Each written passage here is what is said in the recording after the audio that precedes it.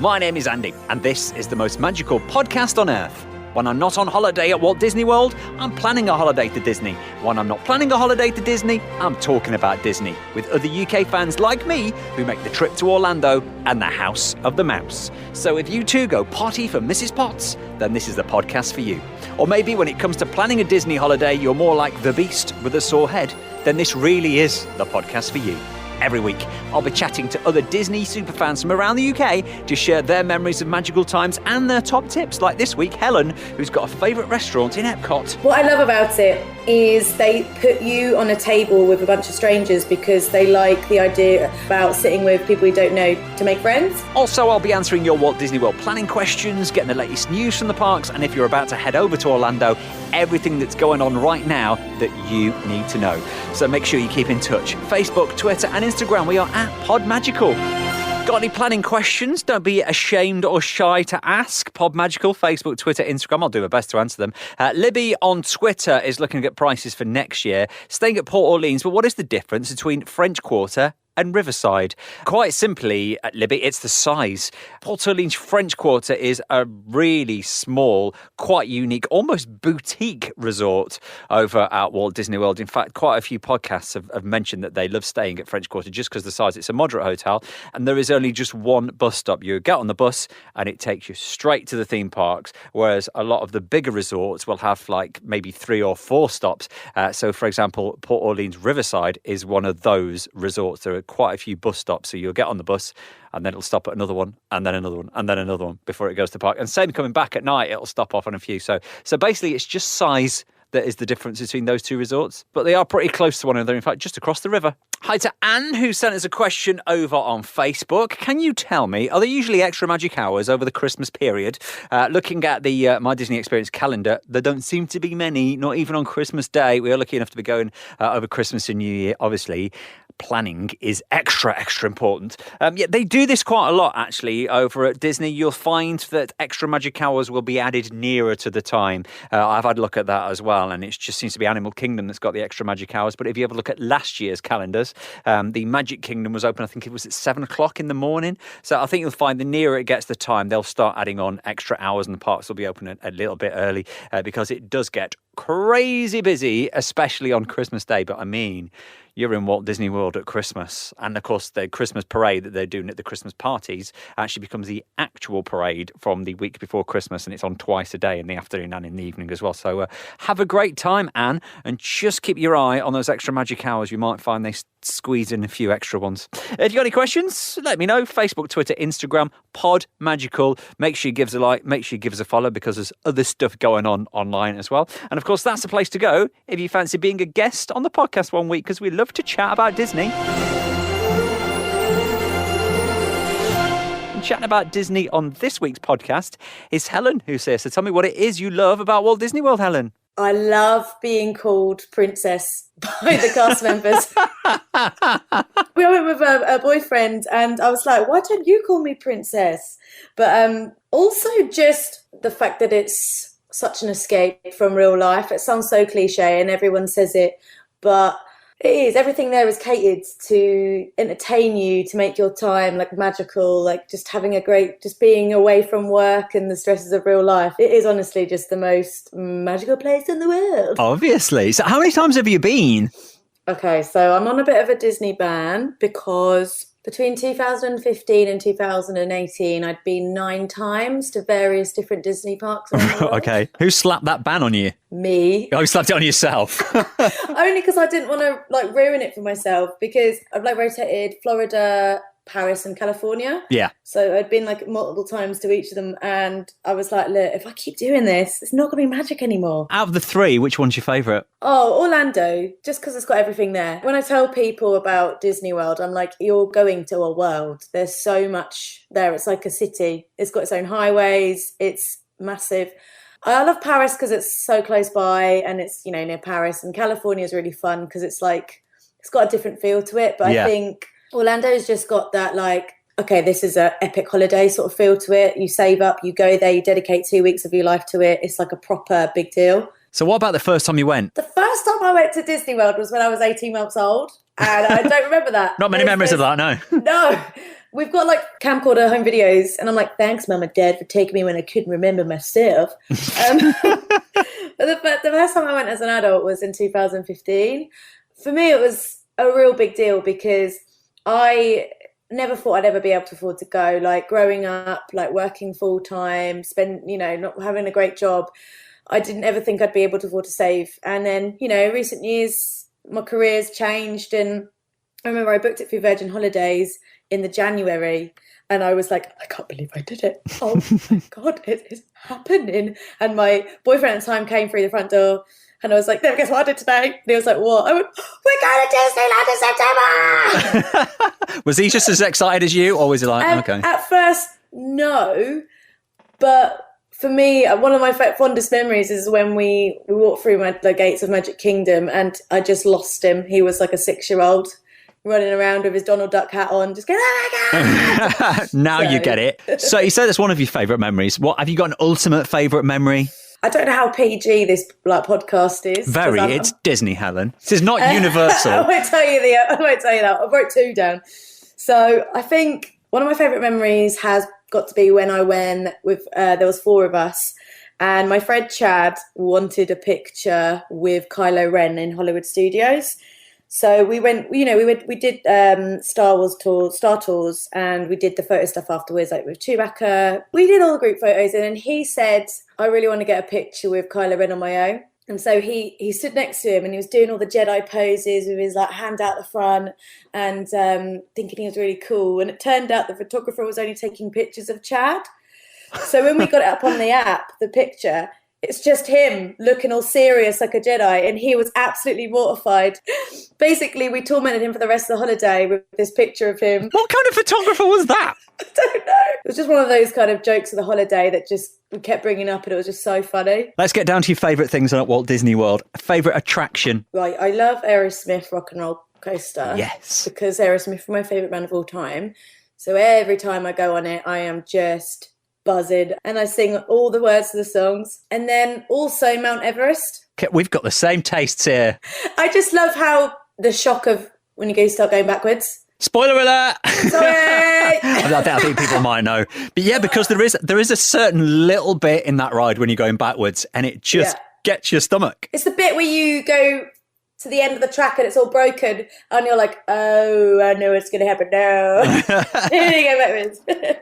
What about when you go? Do you stay on site? Do you stay at Disney? Do you stay somewhere else? I've not actually stayed at a Disney hotel. Okay. I'd like to, but if I'm honest, I do like getting a villa because I like my space. Because I like going to the supermarkets and getting a bunch of snacks, having the option of cooking yourself if you want to. Just home from home. So whereabouts would you stay then? Arlo Bronson Highway is the name of the road. And then that kind of has little turnings off it. So that's got all the it's got all the supermarkets, it's got all the restaurants, and it's only 10-15 minutes drive from Disney. Do you get a car or do you Uber it? We always hire like a big SUV or something, and because you're on your own time and you've got the freedom to, drive to Universal or anywhere else in Orlando that you want to go to. Do you head out to like Busch Gardens and places that are a bit further afield? We went to NASA. That was great. I really recommend that trip. Just fantastic. It is massive, isn't it? When you go to Kennedy Space Center, you walk and you go, this is huge. I know. For me, when I was walking around, my jaw was just dropped thinking, this stuff went into space. Yeah. You say you like to cook and stuff when you're in the villa. What about when do you eat at Disney? Have you got any favourite restaurants, any places to eat, any favourite snacks or anything like that? Oh my God, I go for the food. So yeah, I do a little bit of self-catering, only a tiny bit. But my favourite restaurants, I've heard a lot of people say this on the podcast. So sci-fi dining, that you're kind of in the dark and you're watching old movies and you've got burgers and you're in these old cars, and that's really fun. But I've got to say one of my favourites has got to be Oktoberfest. Epcot, Germany. Yeah. So that's like being outside at night time in Germany. It's all themed inside. So it looks like you're outside at night time, in Germany. But you're inside. And what I love about it is they put you on a table with a bunch of strangers because they like the idea. Apparently with Oktoberfest, I've never been myself, but it's about sitting with people you don't know to make friends. All right. Yeah, so a few times that I've been, I've just sat with other American families, and they love it because we're English. So they're like, "Oh my gosh, where are you from?" And Do you know the Queen? Yeah, I see her every day. But it's like the food is all right. It's a buffet. But I love the fact that you get the big beer, massive. Have you had the grapefruit beer? No. Oh, you need to go back. Take that ban off and go back. The grapefruit beer, you don't just have to get it in there, but okay. A couple of places in Germany at Epcot, grapefruit beer. I promise you. I love my beer, so I'm going to have to go. Grapefruit beer. And they do little performances as well. These little men come out and they have like these little bells. They do all these little trumpet stuff, and it's so cute. They wear little outfits.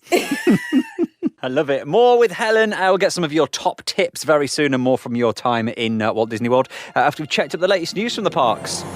And there has been another price increase, this time coming to Magic Kingdom's firework dessert party. If you want to sit in Tomorrowland Terrace and watch the Happily Ever After fireworks, current price for adults is $84. Next year, starting from the 1st of February, that is going to go up to $99.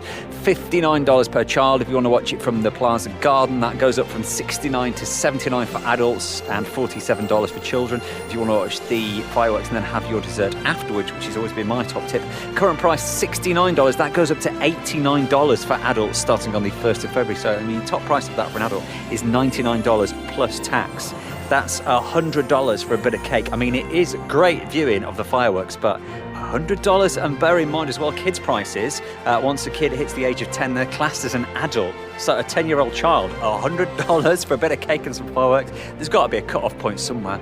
And also, another park, as announced, is going to be opening for New Year's Eve. Previously, just Epcot, Magic Kingdom and Hollywood Studios were open on New Year's Eve. Epcot, by the way, is a really good place to go to bring in the new year.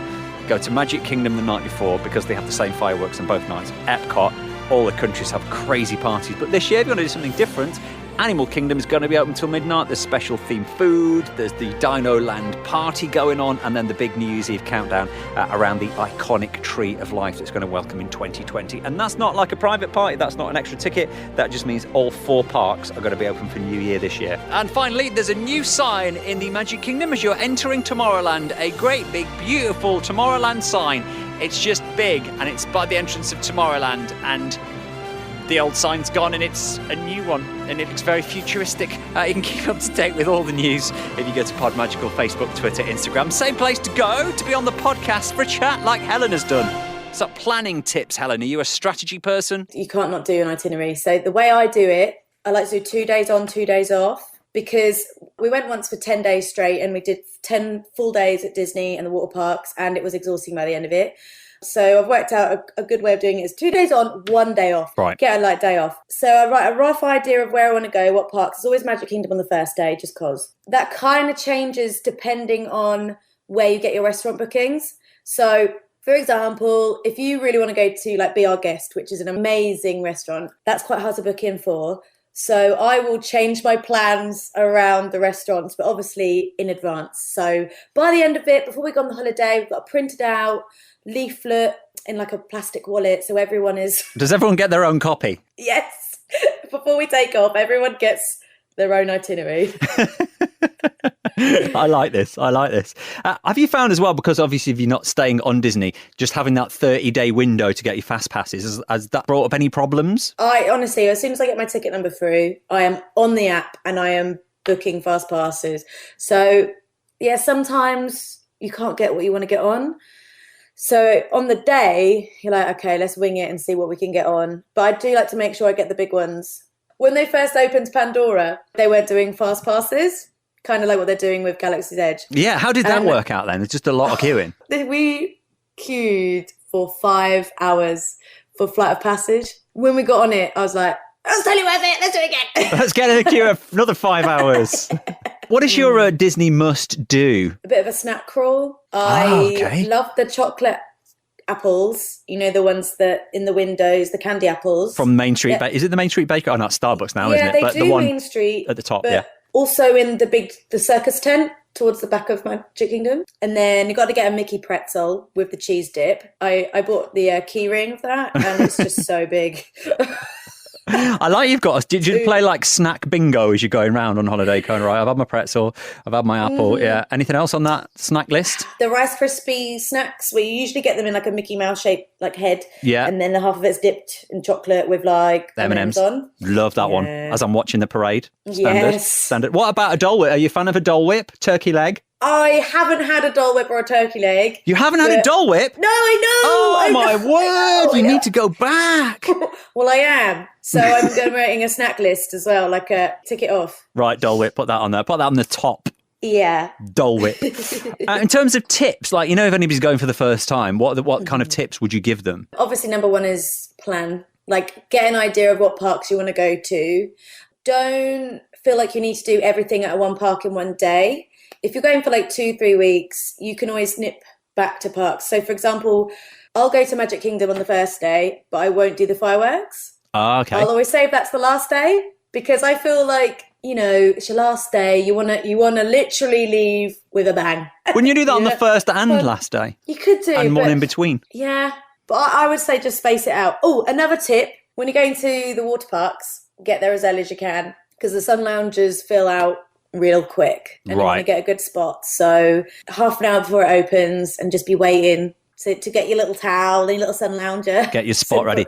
You never think about that with the water parks. You always think theme parks get there early and get on the rides before the big crowds come. You never think about that at water parks. No, you don't. I tell you what, another tip, Typhoon Lagoon, get the ice cream bucket. What's the ice cream bucket? A bucket and spade, but it's filled with ice cream. You eat it with the spade? You can do, but they do give you more spoons because it's a sharing thing. So it's like Mr. Whippy, but with like nuts and sauce and a cherry on the top. It's insane. Wow. Well, they say it's a sharing thing, but not while you're in Orlando. Yeah. Anything else outside Disney? Any other places you like going to? So like I said, NASA. Is it the Kennedy Center? Kennedy Space Center. Yeah, obviously Universal because Hogwarts is great. I do like the boardwalk. Is it the boardwalk at Universal because they've got like the Hard Rock and Margaritaville. City Walk, that's it. It's a bit of a grown-up vibe, so you can go there and have a few drinks and some food and the mall, Millennium, I think it's called. The Mall at Millennia. Yeah. Is that the one where they've got the Cheesecake Factory? Yeah. Yeah, okay, that's the one to go to. Yeah, it's good. If you're having like a day off, like a chill day, just pop down there, get yourself some bargains. Do you do the shopping at the beginning of the holiday or at the end when you know you'll be able to still fit in things? I'm always buying stuff. Just constantly shopping. Yeah, like, a novelty cup. I need one of those. Anything you don't like about Disney, maybe if they're listening now? People can be annoying, obviously. I think everyone says that. Main thing is like people, oh God, I don't think I'd change anything, for honest. It's perfect. It's just perfect. So you say you're going again. When's the next time? What are your plans? Okay, so going in May next year, there's going to be like 8 of us. We've got this amazing, huge villa. I found it on Airbnb. That's probably the best place to book a villa, by the way. Oh, right. But it's 2 people's 30th birthdays in the same time. So what a way to celebrate. Yeah. My boyfriend, he's never been to Hogwarts. So we're going to go there for his birthday. And then my best friend, I don't know what we're doing on her actual birthday. I know her partner is planning something. I'm like planning it all. So I'm like the itinerary person. My friend Danny, she's like, oh, we don't need an itinerary. What? She's obviously never been before then. I think last time she went was when she was 10. So you're looking for the paper fast passes. Yeah. I'm quite happy to organise it all. And everyone has said, like, you know what you're saying. So good. You're happy to do it. They're happy for you to do it. Yeah. That's fine. So you're not taking any kids with you? No, it's 8 adults. 8 grown-up kids. Yeah, you're all kids. Yeah. So that's May next year. Lovely chatting to you, Helen. Yeah, thanks for having me. Thank you for sharing your magical moments with us. And obviously, there's one thing I've got to say now. You know what that is. Mm-hmm. Have a magical day. Oh, thank you. You do. Heading over to the parks this week or over the next few days, you've got quite a nice time to go. It's still quiet. It's not quite as quiet as it has been the last couple of weeks. My benchmarks for how busy Walt Disney World is the queue for Flight Passage, which this week has been averaging about an hour, which is still not a lot. So Busy as you'd expect, but not crazy busy at the moment. The weather, we are in hurricane season, but not looking too bad. You're still in the low 30s, so still very hot and humid. Other things going on around the parks. There's a lot of things that are coming to an end over the next couple of weeks, including your chance to meet Mickey and Minnie at Magic Kingdom. You know, they've been in their party outfits for Mickey's 90th birthday that he's dragged out for about 2 years. That ends on the 30th of September. Also ending on the 30th of September is the incredible celebration at Hollywood Studios, the Hakuna Matata dance party at Animal Kingdom, and of course, the big one that comes to an end in a couple of weeks' time, Illuminations, Reflections of Earth, the huge firework display at Epcot, which has been going on since the millennium, comes to an end 30th of September, takes its final bow, and then the following night we get the brand new one started. So only a couple of weeks to catch Illuminations if you're heading over. And if you're going to have a quick look at what the new fireworks are going to sound like and maybe look like, there is a video that Disney released earlier on. You can catch that if you give us a follow, Facebook, Twitter, Instagram, at PodMagical. There's a video of that. You can hear the new music. And yes, I got proper tears straight away as soon as I heard it. Also, of course, we got the Epcot Food and Wine Festival that is now well underway, including with that is the Eat to the Beat concert series. In fact, this weekend, 20th, 21st, 22nd, you've got Starship performing live at Epcot. We built this city on rock and roll. They did that one. And then Postmodern Jukebox, Blue October, Mark Willis. Not sure who they are, but they're on over the next couple of weeks. And as well as Food and Wine Festival, the whole of Orlando is celebrating Magical Dining Month. Now, they do this every year. A whole load of restaurants get together and put on special offers. So it's about $35 for a three-course meal at about 100 Orlando restaurants. And there are some incredible restaurants on this list. If you're not on the dining plan, are you looking for somewhere to go for maybe date night or a really special meal and save yourself a lot of money? There's a lot of restaurants down at Disney Springs on that. Again, I will tweet that and it's on Facebook as well, but you can Google Orlando Magical Dining and that has been extended to the first week in October. So some good deals to have there. We're also into Halloween season over at Universal, Halloween Horror Nights. If you don't mind jumping out of your skin and having the living daylights frightened out of you, that's happening at Universal. And not quite as scary. In fact, not so scary is Mickey's Halloween party over at Magic Kingdom. That is a ticketed event, which means you will have an extra ticket if you want to go to that one. It also means that the park will close early for regular guests. If you are going, by the way, and you want to see the brand new fireworks, they've got new fireworks for the Halloween party.